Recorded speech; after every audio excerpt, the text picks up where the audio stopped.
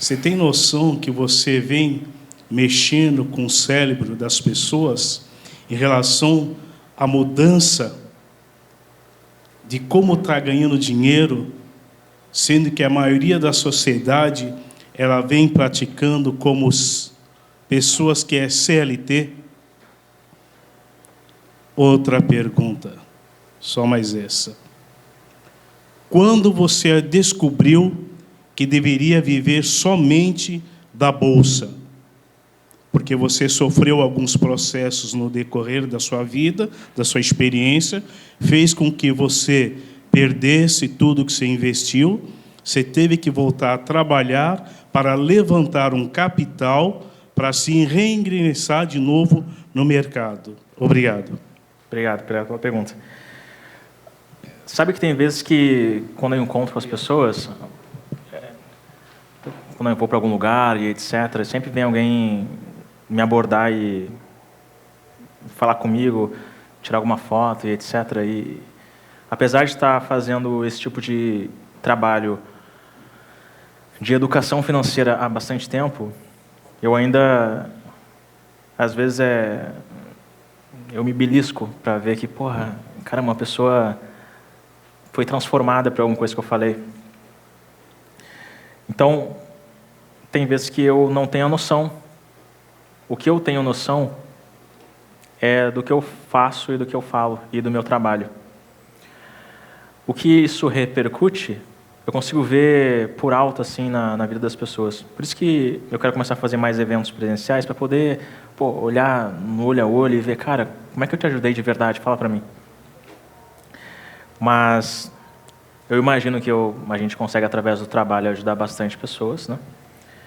E quando aparece realmente uma pessoa na minha frente, falando, porra, você mudou minha vida, ou, cara, aquele teu conteúdo me fez essa transformação, eu sinto uma sensação, primeiro, de gratidão. Porra, obrigado. Fico feliz de estar te ajudando. E segundo, de muita responsabilidade. Porque, ainda mais se tratando do mercado financeiro, onde a gente está mexendo com dinheiro é sempre uma coisa muito delicada. Eu, que sou um cara que me considero ali um influenciador dentro dessa galera que está fomentando o mercado, eu entendo que existem muitas pessoas que agem de má fé e que não têm muitas vezes boas intenções. Então, isso é uma coisa que a gente sempre gostou de prestar bastante atenção em como que a gente comunica as coisas para que a pessoa consiga ter realmente uma transformação. A sua segunda pergunta, se você puder repetir ela.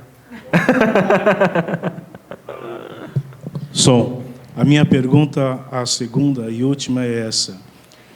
Quando foi que você teve esse feedback de viver da bolsa? Não vou mais ter que trabalhar para levantar um capital para investir na bolsa. Eu diria que foi muito mais o fato de ter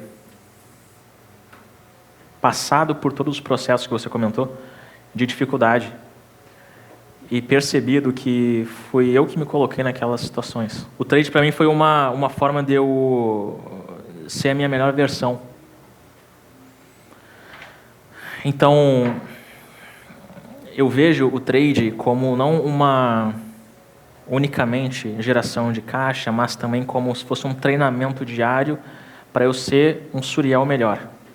Então, uma das coisas que me atraiu logo no começo foi o fato de eu sentir realmente aquela sensação de angústia, ansiedade e medo, todas aquelas coisas que eu tinha aprendido até então com todos os livros que eu lia, que eram coisas que não iriam atrair para mim coisas boas. Logo eu que falo tanto de lei da atração, ficar sentindo ansiedade e medo, contraditório, né? E desde os meus 18 anos, quando eu comecei a intensificar essa jornada no mercado financeiro, até meus 23, 24 anos mais ou menos, eu tinha um hábito de ler um livro por semana. Esses livros todos aí, e muitos outros livros, centenas de livros, eu pegava, via quantas páginas tinham, dividia por 7, e aí virava uma meta. Ler X páginas ao longo do dia, por dia, uma semana eu matava um livro. Semana seguinte, novo livro, e assim ia. Então, eu fazia isso para eu ser um cara melhor. Ter mais segurança, confiança, afinar a minha mentalidade. O trade, para mim, foi um desafio. Porque quando você está de frente com a tela e vendo o teu dinheiro no cantinho da plataforma subindo e descendo, você está se desafiando a manter o sangue frio, a manter o controle da tua emoção, a manter a serenidade, a manter aquela postura. Então, eu percebi que aquilo ali era para mim quando eu vi que aquilo ia me tornar um homem melhor. E dali para frente, eu comecei a intensificar cada vez mais as práticas, aplicações e estudos em cima daquela arte.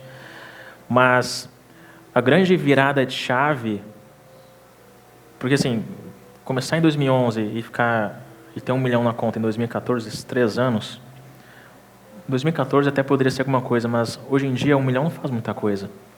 Né? Se a gente vai parar para pensar, de repente, um apartamento custa 700 mil, um carro custa 200 mil, um carro popular hoje custa 100 e poucos tantos. Então, você não consegue fazer tanta coisa com 1 milhão. Então, eu entendi que era uma geração de caixa e eu precisava, de alguma forma, começar a ter mais fluxo, mais entrada para dentro de casa. E eu usei o mercado para dar essa alavancada. Depois que eu já estava bem alavancado financeiramente, comecei a abrir para outras coisas, seja mercado imobiliário, seja investimento nas minhas empresas, seja startups, etc. Então, basicamente foi isso.